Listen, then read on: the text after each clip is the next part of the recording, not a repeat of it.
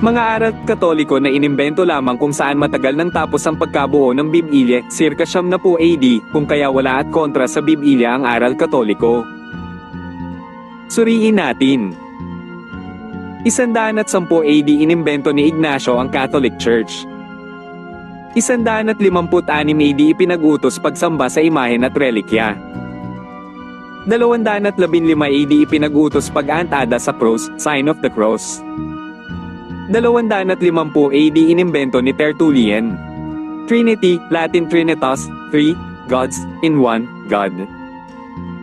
285 AD ipinagbawal ang pag-aasawa ng mga pari, celibacy. 300 AD pagbibinyag ng mga sanggol, infant baptism, binyag. 300 AD prayers for the dead, misa sa patay. 325 AD Council of Nicaea ginawang si Jesus ay God the Son. 325 AD pagbawal sa pagkain ng karne kapag Kwaresma o mahal na araw. 336 AD sinimulang ipagdiwang ang Christmas, December 25 birthday ni Kristo. 343 AD patawag sa pari na Father.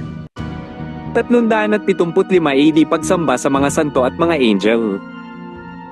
381 AD Council of Constantinople ginawa Espiritu Santo na God the Holy Spirit. 374 AD pagbuo ng Misa, Mass. 400 AD ipinangaral walang kasalanan si Maria.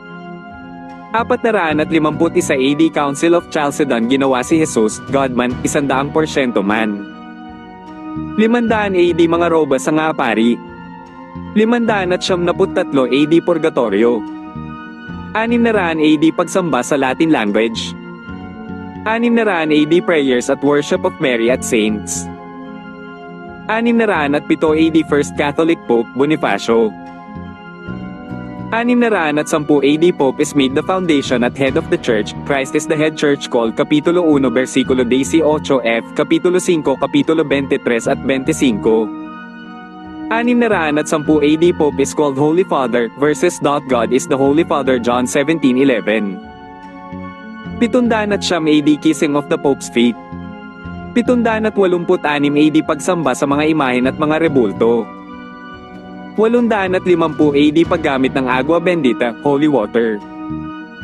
927 AD College of Cardinals. 975 AD pagkilala sa mga santo. 1079 AD bawal mag-asawa mga pari, celibacy. 1090 AD paggamit ng rosaryo, rosary. 1190 AD pagbebenta ng tawad, indulgencia, merong bayad na pera. 1200 AD pangungumpisal at pagpalatawad ng pari sa kasalanan, confession to priest. 1215 AD nagiging literal na laman at dugo ni Kristo ang tinapay at alak sa misa, transubstantiation. 1220 AD sobrang paghanga sa Papa. 1229 AD pagbabawal sa mga karaniwang tao ng Bibilya. 1414 AD pagbabawal sa mga karaniwang tao ng saro, kopa, alak. 1439 AD inimbento ang sacraments. 1545 AD mga Catholic traditions ginawang doktrina. 1546 AD paglagay ng mga aklat ng Apokripa sa Biblia. 1870 AD idineklara hindi nagkakakamali ang mga papa, papal infallibility. 1950 AD pagtatalaga kay Maria sa langit, Assumption of Mary. 1965 AD Mary declared, Mother of the Church. Kaya nga mga sinusunod ng mga Katoliko ay utos ng tao at hindi utos ng Diyos, mag-isip-isip na tayo mga minamahal namin kababayan ng Katoliko.